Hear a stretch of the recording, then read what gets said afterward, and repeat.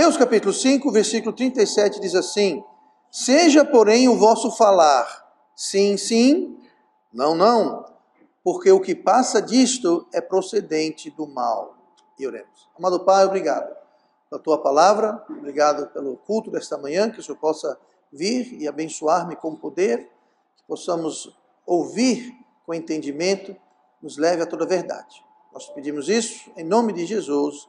Amém. E vamos sentar esta manhã e hoje nós vamos falar sobre mentira. Nós falamos sobre isso algumas semanas atrás e nós vimos que toda mentira, ela tem origem no diabo.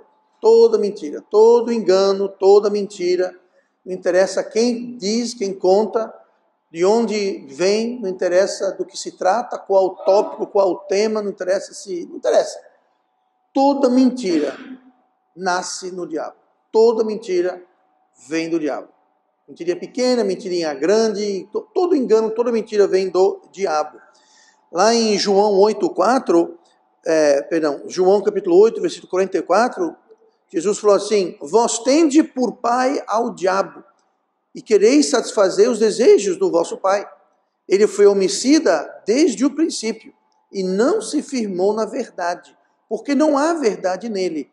Quando ele profere mentira, fala do que lhe é próprio, porque é mentiroso e pai da mentira. Então, o diabo, ele é o pai da mentira. Ele é mentiroso desde o começo, desde o início. Agora, é chocante aqui o que Jesus falou no começo do versículo. Ele falou: vocês têm o diabo como pai. Aqui, clara, obviamente, está falando a pessoas não salvas, pessoas que não são crentes, pessoas que não têm Deus como Deus e nem Cristo como Salvador. E fala assim: vós tendes por pai o diabo e quereis satisfazer os desejos do vosso pai. Muito importante. Nós vamos querer satisfazer os desejos do nosso pai. Então, se o nosso Pai Celestial é Deus, nós devemos querer satisfazer o desejo de quem? Do nosso Pai Celestial. Então, pessoas que não conhecem Cristo, elas querem satisfazer o desejo do diabo. E aqui ele fala que uma das formas de fazer isso é mentindo. Ele foi homicida desde o princípio e não se firmou na verdade, porque não há verdade nele. Quando profere mentira, fala do que lhe é próprio. Ou seja, a linguagem, o idioma do diabo é a mentira. É o jeito que ele trabalha, é o jeito que ele engana, é o jeito que ele fala. Tudo que ele fala é mentira. Então nós temos que ter muito cuidado para a gente não acabar mentindo e enganando. Quando mentimos e quando enganamos, nós estamos agradando quem? O diabo. Sempre que mentimos ou enganamos, estamos agradando Deus? Não, agradando o diabo. Aí eu pergunto, se o diabo não é o nosso pai, por que nós queremos agradá-lo? A verdade é que muitas vezes nós mentimos, enganamos, nós não percebemos, não sabemos. Agora sabemos, né? A Bíblia está dizendo, nós sabemos. Estamos agradando o diabo. A gente não quer agradar o diabo. Um dos motivos que nós não queremos agradar o diabo em absolutamente nada é porque quando o diabo se sente agradado, ele fica ali. Quando ele se sente desagradado, ele corre. A Bíblia fala: submetei-vos a Deus, resistir o diabo, e ele, o diabo, fugirá de vós. Nós temos que resistir, desagradar. Você chega num lugar que é desagradável, você chega num lugar que as pessoas te tratam mal, falam mal de vocês, não respeitam você e eu, agride, a gente vai ficar lá? Não. Agora, chega num lugar que nós somos agradados, é confortável, somos bem tratados, servem cafezinho, com biscoitinho, bolinho, pudim. Aqui eu vou ficar. Aqui eu não tenho pressa de ir embora. É a mesma coisa com o diabo. Quem agrada o diabo, sabendo ou não que está agradando o diabo, você está convidando o diabo a ficar, a se acomodar, a permanecer. Então não vamos querer agradar o diabo. E uma das formas de fazer isso é justamente a questão de mentira e de engano, que nós não devemos de forma alguma cogitar ou ter em nossas vidas. Tá? Mas Jesus fala que tudo que nós falamos deve ser verdadeiro. Tudo que dissermos a qualquer um tem que ser verdadeiro. Leu aqui no texto: Jesus falando, seja porém o vosso falar sim, sim, não, não.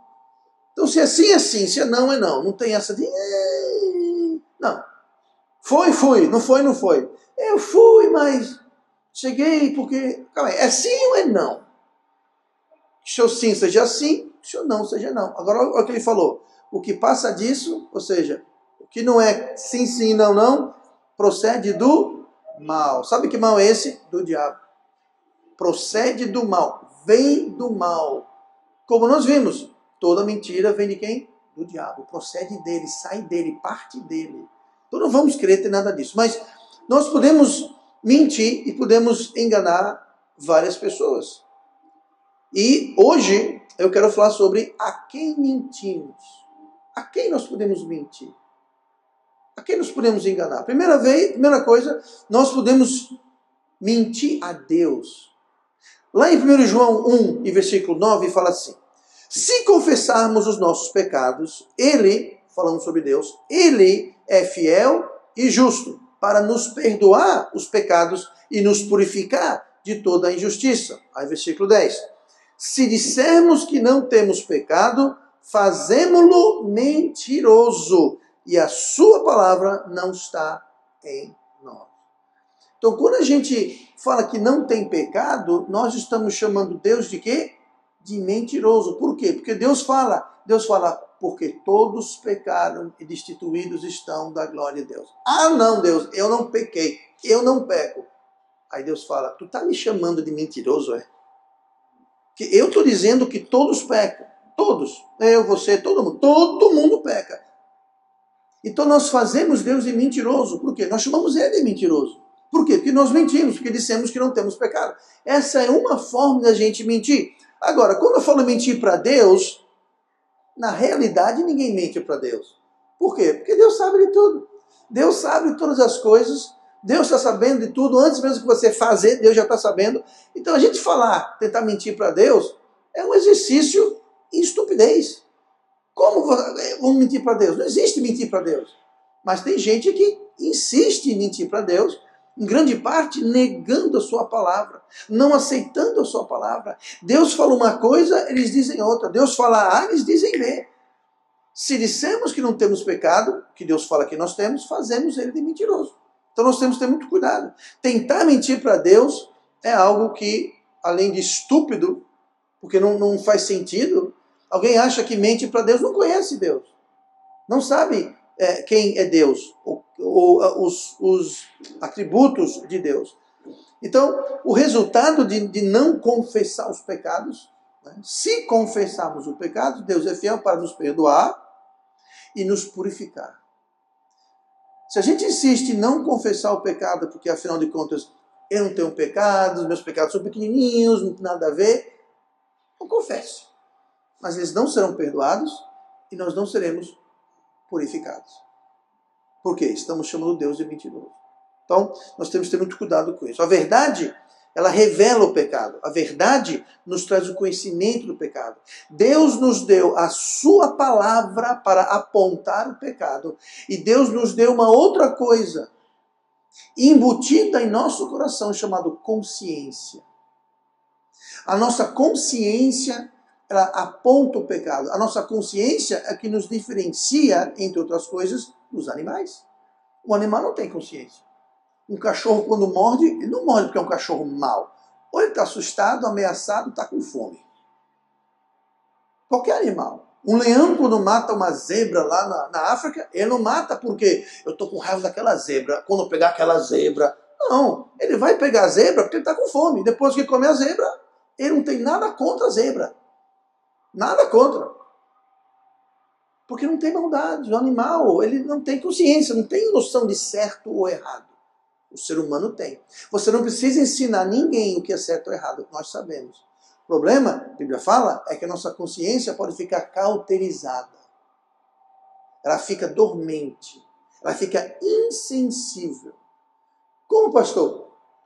Não faço isso em casa, mas se você pegar uma agulha e ficar dando, não furando, ficar só dando umas picadinhas assim, no mesmo local, durante meia hora, sabe o que vai acontecer? Aquele local vai ficar adormecido. Você não vai sentir nada. Inclusive, existem lugares no mundo para fazer pequenas cirurgias, eles fazem isso. Eles anestesiam o local, passam 1 hora e meia só dando uma... Não é nem furadinha, é só uma encostadinha assim. Aquela área fica dormente. Chega o médico, passa o bisturi, costura e a pessoa não sente nada, porque está dormente.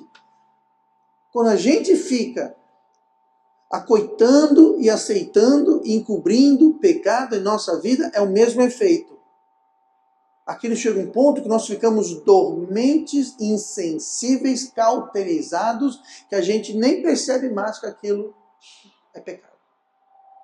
Aquilo não mais acusa a nossa consciência. Por quê? Porque nós ficamos ali, ó, nós permitimos o pecado em nossas vidas. Aí tem a palavra de Deus, mas se nós não lemos, não ouvimos, não aplicamos a palavra de Deus, ela também não vai surtir efeito. Mas a palavra de Deus, e a gente seguir uma consciência, lembra que fala aqui, se confessarmos nosso pecado, ele é fiel e justo para nos perdoar e nos purificar. O purificar é passar em limpo, a gente volta a ficar sensível, mas só se a gente confessar. A gente só confessa quando admitimos e reconhecemos a verdade que nós estamos pecando. Então nós confessamos, Deus perdoa, Ele limpa. Ele tira aquela insensibilidade e nós voltamos a sentir a nossa consciência. Agora, se alguém não confessa, não tem purificação. Acaba que a gente nem nota mais aquilo, nem percebe mais aquilo. Tá? Então nós temos que ter muito cuidado com isso em nossas vidas. Mas nós podemos mentir para Deus. Nós podemos negar a verdade. Toda mentira vem do diabo. Toda verdade vem de Deus. Não há verdade que não se origine em Deus. Não há mentira que não se origine em Satanás. Simples quanto isso. Então, podemos tentar mentir para Deus. Segundo grupo que nós podemos mentir é a nós mesmos. Parece piada, né? Eu vou mentir para mim mesmo. Olha o que fala 1 João 1,8. Eu li 1 João 1, 9 e 10. Eu vou ler o que vem antes, tá? Se dissermos que não temos pecado, enganamo-nos a nós mesmos. E não há verdade em nós. Enganamo-nos a nós mesmos. Ou seja, nós mentimos para nós mesmos. Nós nos convencemos, nós mentimos, nós nos enganamos.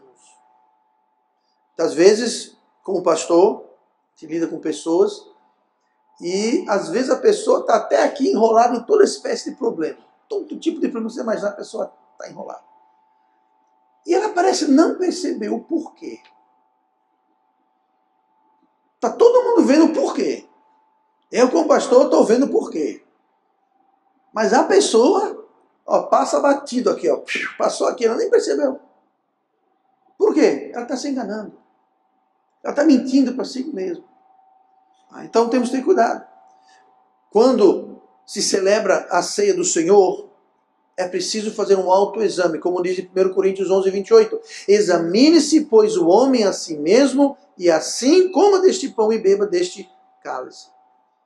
Não é só para a ceia, não, que tem que fazer isso. Temos que fazer isso todos os dias. Examinar a si mesmo. Eu tenho que parar e fazer uma revisão do meu dia, da minha vida, me examinar e fazer confissão.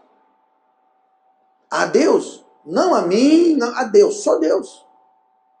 Nós vamos a Deus após fazer um autoexame. Não é para eu examinar a sua vida, não é para eu chegar e falar, ó, fulano, fulana, ó, é o seguinte. Não é para eu fazer isso. Eu tenho que fazer isso com uma pessoa, eu. E você com uma pessoa, você. É um autoexame. Por isso que é importante a gente ter uma consciência limpa. É importante ter a purificação. Porque muita gente fala, eu pecar, deixa eu ver. Eu não matei ninguém, não roubei nenhum banco, não dei na minha mãe. Então, não tenho pecado. Está se enganando. Porque pecado não é só roubar banco, matar. Sabe o que é isso? A pessoa está mentindo, está se enganando. Aí não está confessando. Como não está confessando, não está tendo purificação. Sem a purificação, ela percebe menos ainda os seus pecados e a coisa piora. Vê como é um ciclo vicioso.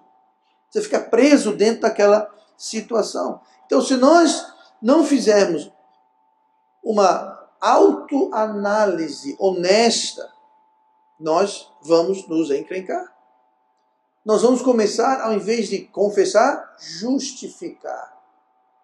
A Bíblia fala lá em Jeremias, aquele que encobre as suas transgressões nunca prosperará, mas os que a confessam e deixam, encontrará misericórdia. Nós só vamos confessar quando a gente admitir, concordar com Deus, que nós somos pecadores. E confessar os pecados. Não o que a gente acha que é pecado, mas o que Deus acha que é pecado. Interessante que a criança, o jovem, o adulto, nós sabemos que mentir é errado. Não, pastor, depende da mentira. Não depende da mentira. Mas se for uma mentirinha para uma criança de falar, se você fizer isso, eu vou lhe dar um confeito. Aí ela faz, você não dá. Isso, pastor, não é mentira. É mentira. Sabe por quê? Se por mais nada você está, ofendendo Deus, e dois, você está ensinando o seu filho, aquela criança, a mentir. Ué, pai e mãe falou que ia fazer isso e não fez. Eu vou mentir também. O que é pior? Não, meu filho, você não pode mentir, eu posso. Então quando eu crescer eu posso. Estou aprendendo, deixa eu anotar aqui. Então não existe mentirinha. Toda mentira é pecado. E quando a gente começa a justificar, tentar criar desculpas, aí já está com o pé na cova em relação a esse problema. Então não vamos justificar, vamos confessar. Se a gente mentir para nós mesmos, nós estamos sendo escravos do pecado. O pecado nos cegou, nos capturou a tal ponto que a gente mente até para nós mesmos. Olhem comigo para Efésios, eu vou ler para vocês Efésios 4:25. A quem mentimos? Bom, podemos tentar mentir para Deus, nunca acaba muito bem, porque Deus está sabendo. Nós podemos mentir a nós mesmos, nos enganando, e isso está diretamente relacionado com mentir para Deus. E também podemos mentir aos outros. Tá? Deus, nós mesmos e aos outros. Efésios 4:25 fala assim: por isso, deixai a mentira e falai a verdade, cada um com o seu próximo, porque somos membros uns dos outros. Irai-vos e não pequeis. Não se ponha o sol sobre a vossa ira. Não deis lugar ao diabo. É interessante, sempre fala em mentira, tem um diabo no meio. Por quê? Porque ele é o pai da mentira. Ele é o mestre no engano. Ele é a linguagem dele, é o método de operação dele. É dele. Então não devemos dar lugar ao diabo. Uma das formas de fazer isso é justamente não falar mentira uns aos outros, como está no versículo 25. E no versículo 26 fala: irai-vos e não pequeis, não se põe o sol sobre a vossa ira. Sabe o que é isso? Você está irado com alguém, não deixe que o sol se ponha sobre a vossa ira. Vá lá aquele mesmo dia e trate do problema. Se for necessário, vá para a pessoa e peça perdão para a pessoa. Ou trate do problema. Especialmente casais, sabe? O casal não tem que passar de um dia para o outro irado.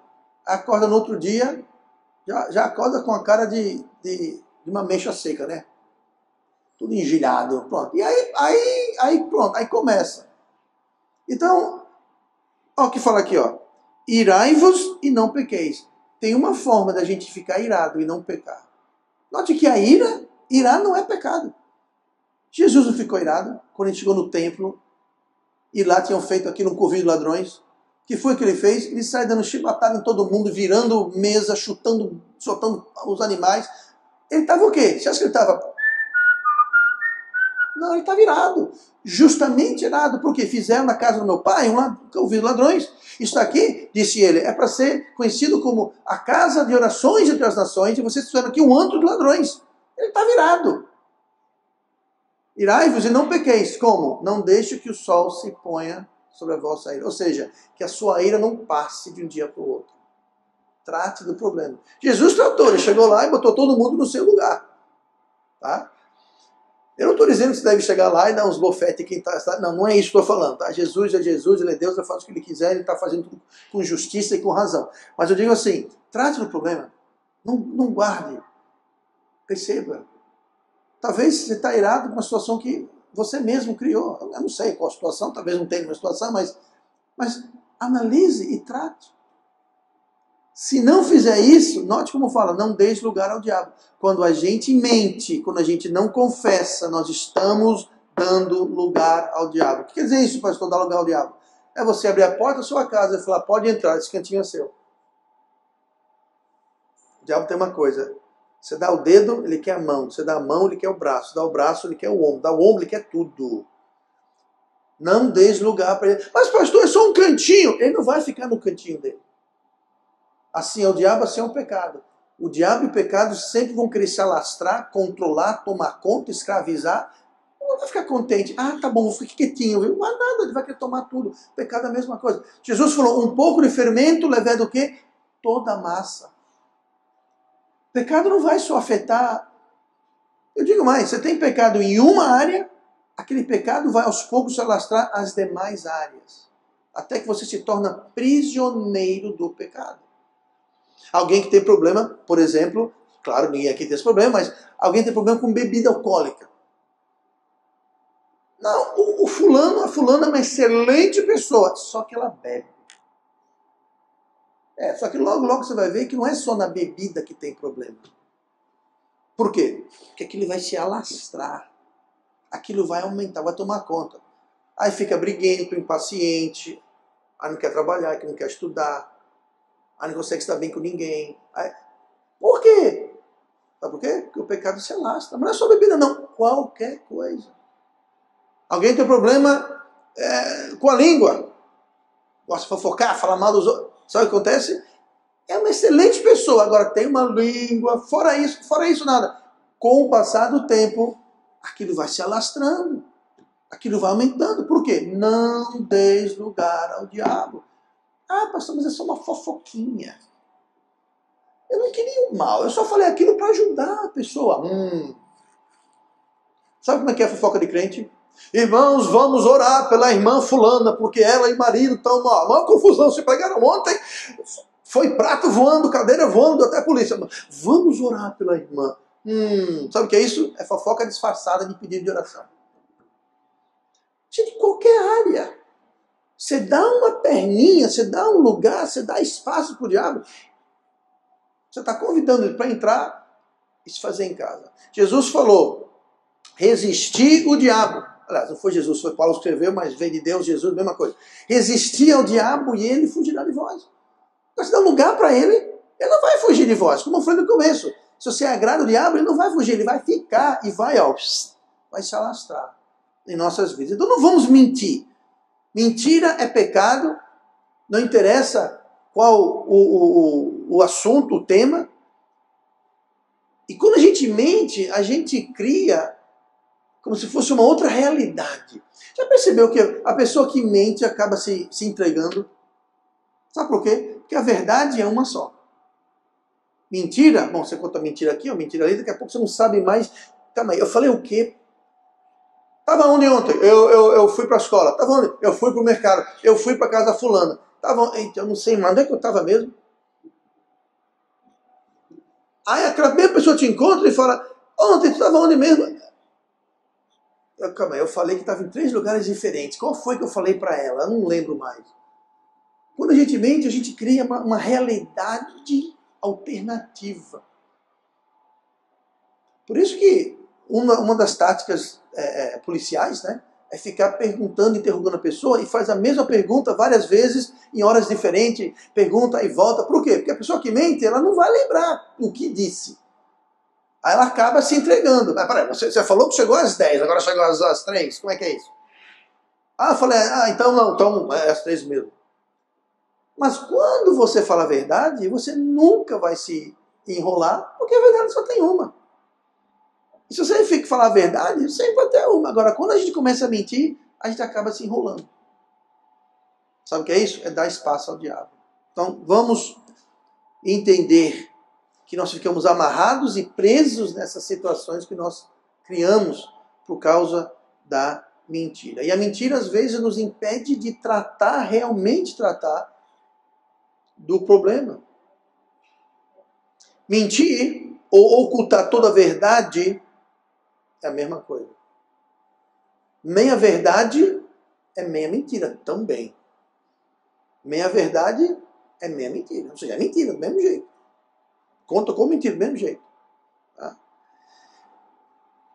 Resumindo, deixa eu ler para vocês aqui, Números 32, 23. Se não fizerdes assim, eis que pecastes contra o Senhor, e sabei que o vosso pecado vos há de achar. Quando eu leio esse versículo, eu imagino assim, alguém fugindo do pecado e o pecado correndo atrás dele. Um dia o pecado alcança. Eis que o vosso pecado vos há de achar. Você pode se esconder, fugir, mas chega um dia que o pecado te pega. Ele chega lá, seja mentira, seja o que for. Não tem como fugir da consequência do pecado, não tem como se esconder do pecado. Ele vai te alcançar. Tá? Eu só li um versículo aqui do Salmo de Números 32, tá? Mas basicamente é isso. Se vocês podem correr, fugir, se esconder, mas um dia te pega. Um dia a conta chega. E confiança é uma coisa muito difícil, muito frágil. Uma vez quebrada, é muito difícil. Não é impossível, mas é difícil. Muito melhor deixar a confiança intacta. Sem trinco, sem nada. Deixar ela novinha em folha. Porque quando se perde confiança, é muito mais difícil. E outra coisa, confiança deve ser ganha. Deve ser ganha. Não devemos dar confiança assim a qualquer um, a qualquer coisa. Ah, o fulano falou, então é. E eu, como pastor, digo isso. Só porque eu sou pastor, não quer dizer que tudo o que eu falo é para confiar no que eu falo, não. Agora, se eu mostrar da Bíblia, aí você pode confiar, porque Deus é de confiança. Tem muita gente que se enrola porque o pastor falou isso, então é. Ele mostrou na Bíblia? Não, então, gente, não está na Bíblia, não interessa se é o pastor, se é o papa, se quem seja, não interessa. O que interessa é estar na Bíblia. Está no seu contexto. Eu sempre falo isso, né? Um exemplo bom que eu dou é que Paulo escreveu para Timóteo dizendo, quem não trabalha não come. Quer dizer, então as crianças estudiam mais de fome, né? Que não trabalham, então. Não, aquilo lá, o contexto daquilo é outra coisa. O contexto ali que tinha os marmanjos que ficavam andando, visitando as irmãs na hora do almoço, janta e lanche. Falou, vocês não estão trabalhando, então só afilando. Não, aí nesse contexto Paulo falou, quem não trabalhar não coma, vão trabalhar. Quem não trabalhar não coma. É nesse contexto. Agora, se você pegar só aquilo, quem não trabalhar não coma, tá na Bíblia. Não, tá, mas tá no contexto errado. Então, quem é aposentado, quem é criança, quem não trabalha, não tem de fome. Ou está pecando? Não. Então, Bíblia, texto dentro do seu contexto. É assim que a gente sabe a verdade. Tá? Não devemos confiar só porque... Tá? Então, confiança deve ser ganha. Tá? Não devemos também nunca confiar em ninguém. Ah, porque eu já fui enganado muito, eu não confio mais em ninguém. Também está errado, porque sem confiança você não tem paz. Né? Então, devemos ser espertos, sábios. Tá? Não vamos ser tolos e confiar, acreditar em tudo que qualquer um diz. Ah, saiu na televisão. Sim, e ali a Bíblia, por acaso. Tá? Não estou dizendo que vai desconfiar de tudo, mas tem que ter discernimento, tem que ter sabedoria. Tá? Tem que pedir a Deus sabedoria e discernimento para não ser enganado. Porque o que tem de mentira e engano no mundo hoje é muita mentira, é muito engano e é muito tempo isso. Não é de hoje nem de ontem, não. Tá? Então, se o Senhor não nos levar a toda a verdade, que é um dos ministérios do Espírito Santo. Os seus discípulos estavam tristes. E ele falou, Jesus falou, olha, eu vou. Mas se eu for, o Espírito Santo vem, o Consolador vem, e ele vos guiará toda verdade. Ele falou, ele não pode vir até eu ir. Eu preciso ir, eu preciso ser crucificado, ressuscitado e voltar ao céu. Aí quando eu for, aí o Consolador vem. E ele vos guiará toda a verdade. Verdade. Mas se a gente aceita e vive e protege e acoita a mentira, nós estamos dando um tiro no nosso próprio pé. Então vamos agir em verdade. Vamos usar a verdade, o Espírito Santo que nos leva à verdade, para vivermos em verdade. Com Deus, primeiramente, com nós mesmos e com os outros, com todos. Amém?